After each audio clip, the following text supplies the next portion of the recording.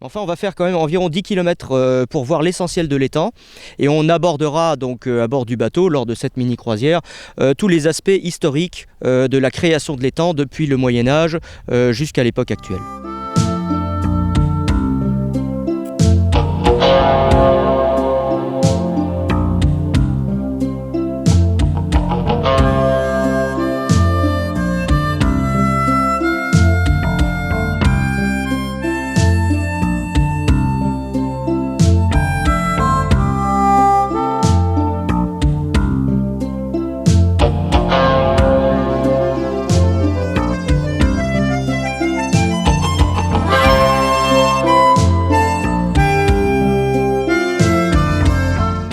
On a voulu créer la ligne Maginot Aquatique parce qu'il n'y avait aucun ouvrage défensif dans ce secteur du sud mosellan.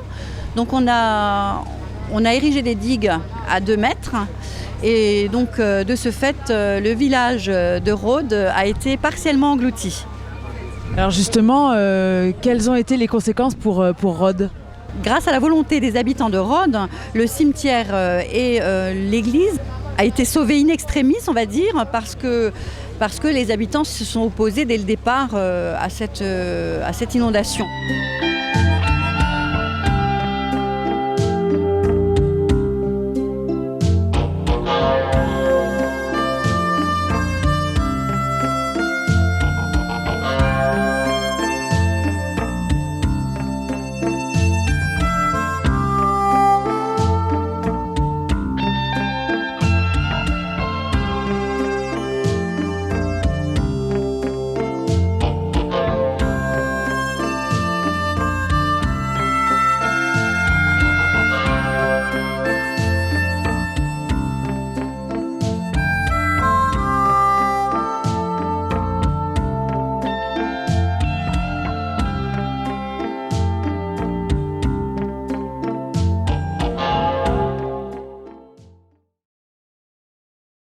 Cette selle, elle est d'origine, c'est la selle qui continue en fait les appartements de Paul de Geiger et elle est là depuis 1882, c'est lui qui l'a fait construire en fait. Donc quel était son rôle au départ ?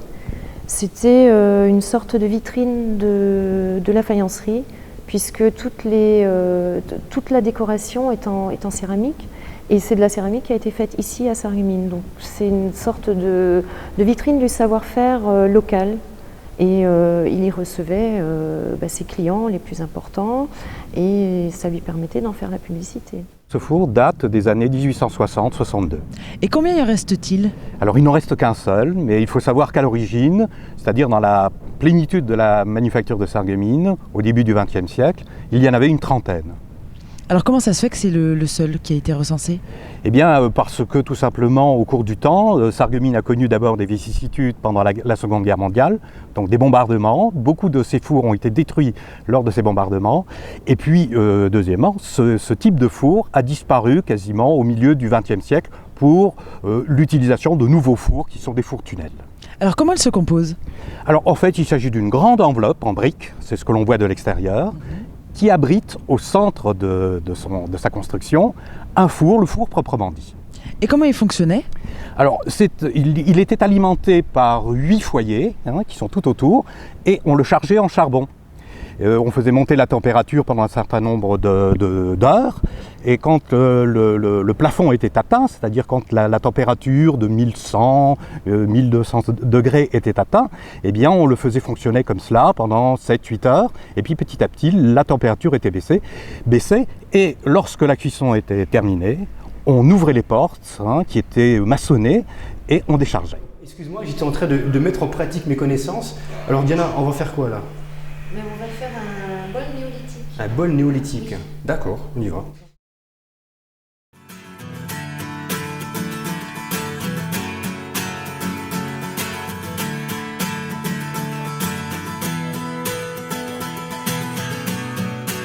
C'était un ouvrage qui a été construit pour passer les péniches commerciaux. Et à l'époque, il y avait énormément de péniches. Ils passaient régulièrement par jour, une 15 ou même beaucoup ou plus. Et à ce moment-là, ils devaient passer dans une chaîne d'écluses de 17. Et ces 17 écluses prenaient toute une journée de navigation. Alors les autorités de navigation ont décidé de construire un ouvrage qui remplace ces 17 écluses. Alors aujourd'hui, on passe avec le plan incliné en quelques minutes, ce qu'avant on mettait une journée de navigation. Ce bac fait 41,50 m de long, 5,50 m de large et 3,20 m de profondeur. Et la pente sur laquelle se déplace ce chariot-bac fait 108 mètres de long. L'inclinaison, elle est de 41%. Et le dénivelé, il est de 44,55 m. Alors Audrey, dernière question avant de descendre. Combien mettons de temps pour arriver jusqu'en bas?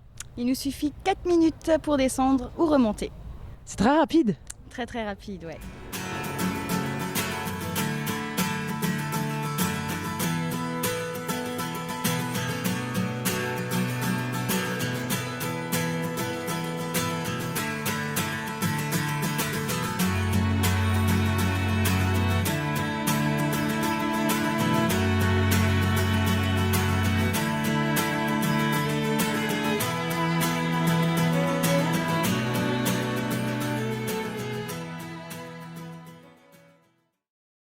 Tout d'abord, pourquoi on appelle ces musées les musées de la Cour d'Or? En fait, ce sont les seuls musées de Metz, on l'aura compris, et tout simplement parce qu'ils rassemblent en un seul lieu plusieurs secteurs. Le secteur de l'Antiquité, de l'archéologie et de l'époque mérovingienne, le secteur, on dirait, un musée d'architecture en soi et un musée des beaux-arts. Et donc Charlemagne dans tout ça? Alors Charlemagne, alors oui, c'est un peu particulier. On dit que Metz est le berceau de la famille de Charlemagne. C'est vrai, sans l'être de manière générale, puisque Charlemagne avait beaucoup d'ancêtres, donc beaucoup de gens se réclament un peu berceau de la famille de Charlemagne. Toujours est-il qu'à Metz, on a un personnage qui s'appelle Saint Arnoux, qui était évêque de Metz. Et oui, les évêques étaient mariés à cette époque-là, a épousé une femme qui s'appelait Dode. Et de cette union, à la 6e génération, est né un certain Charlemagne, fils de Pépin le Bref. C'est pour ça qu'en plus Saint Arnoux étant un saint évêque, les Carolingiens se sont emparés de l'affaire pour dire notre dynastie est sainte, elle a du sang qui a été sanctifié. C'est Saint Arnoux le fondateur de notre dynastie. Donc bien entendu, à ce titre, on peut dire que Metz est le berceau, si ce n'est l'un des berceaux de la famille de Charlemagne. Et je dois vous dire que finalement, c'est assez facile le musée de Metz parce qu'on se met dans les pas de quelqu'un qui ferait une balade dans le temps. Et on progresse. Et on progresse à travers les siècles avec à chaque fois des témoignages, des salles qui se positionnent juste à un moment charnière de l'histoire. Et on n'arrête pas comme cela d'avancer.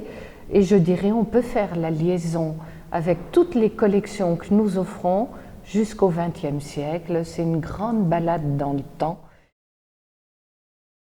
Donc, le chemin de fer d'Abrèche-Villers a débuté dans les années 1871, puisque nous étions donc à la première annexion allemande, et l'administration allemande avait tout de suite vu le grand potentiel au niveau du bois en ce qui concerne Abrèche-Villers. Donc ça servait pour le bois, le transport du bois au départ. Voilà, donc le chemin de fer est venu un peu plus tard, aux environs de 1885, puisque l'administration forestière allemande a décidé de mettre en place donc un chemin de fer forestier pour pouvoir sortir le bois du massif vosgien.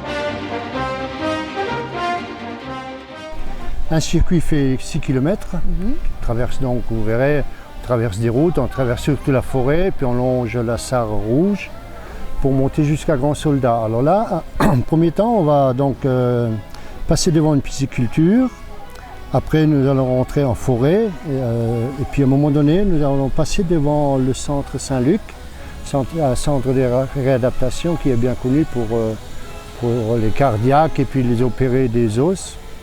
Et puis après, on va monter tranquillement jusqu'à Grand Soldat. Et c'est un trajet qui dure combien de temps? Une demi-heure. Alors bon, la moyenne, une demi-heure pour 6 km, vous faites le calcul, on fait en gros 12 km à l'heure, avec des pointes de 15. C'est pas trop rapide, c'est pas le TGV encore. Le sel était quelque chose de très important, si vous voulez.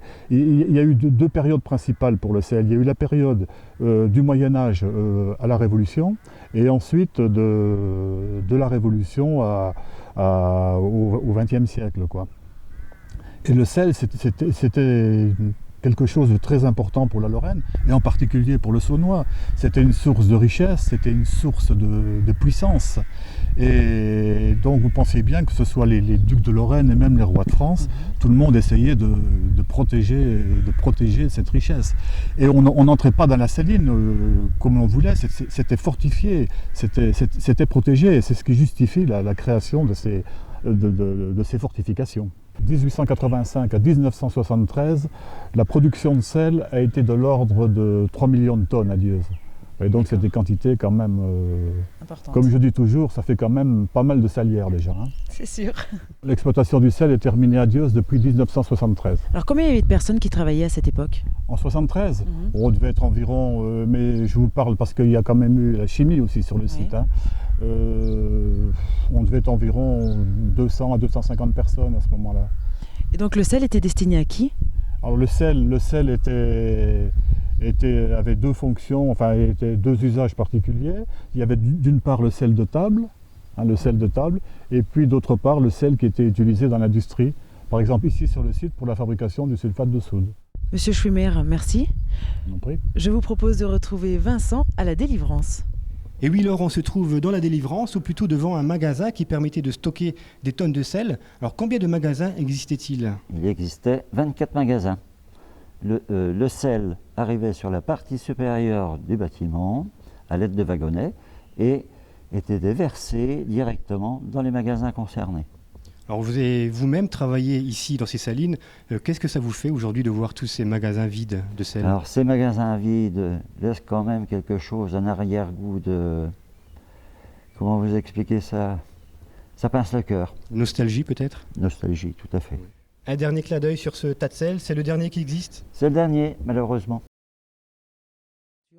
L'aventure a débuté tout simplement, en fait. C'est un ancien agriculteur, M. Singer, qui s'est rendu compte que les enfants et les adultes, mais quand même principalement les enfants, connaissaient bien mieux la faune exotique, les girafes, les éléphants, au travers de reportages télévisés ou à travers les zoos, que la faune qui habitait à côté de chez eux. Donc il a eu l'idée de créer ce parc animalier. Alors au début, il est un petit peu passé pour un frappadingue, un fou, mais effectivement l'aventure a maintenant bien évolué et effectivement nous accueillons 180 000 visiteurs par an.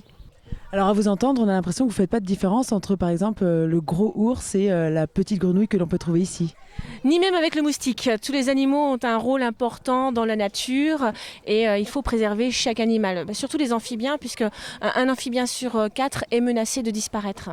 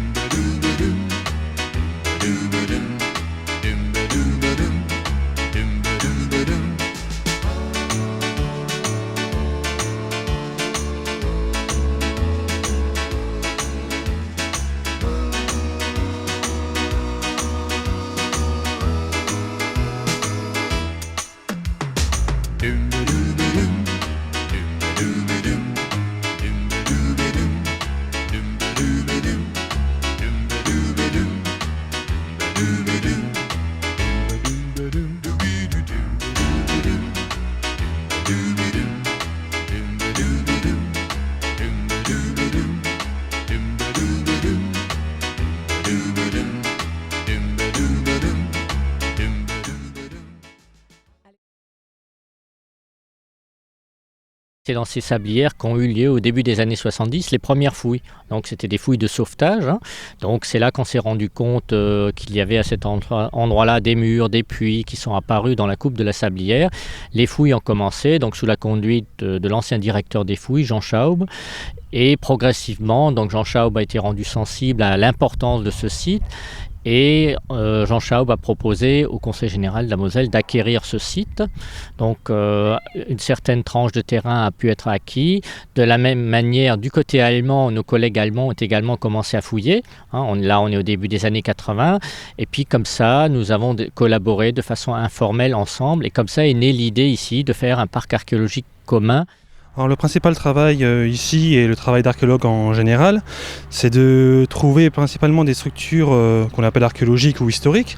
Donc ça peut être des bâtiments, ça peut être des tombes, etc. Et donc finalement c'est de répertorier ces structures et ces éléments afin de retracer l'histoire en général. Alors aujourd'hui, le parc offre déjà un certain nombre de prestations aux visiteurs. Donc ils peuvent d'abord découvrir les thermes publics de l'époque romaine présentés sur leur pavillon muséal. Un quartier artisanal et commercial qui borde l'ancienne route départementale, qui lui également est présenté, protégé, avec un parcours muséographique. Et du côté allemand, donc les vestiges de la grande villa de Rheinheim, avec en particulier le porche de cette villa qui a été reconstitué. Et puis bien sûr, la reconstitution de la découverte finalement la plus prestigieuse qui a été faite sur le site, c'est la tombe princière de Rheinheim, donc une tombe d'une princesse celtique du IVe siècle avant Jésus-Christ, qui a livré des objets en or tout à fait exceptionnels.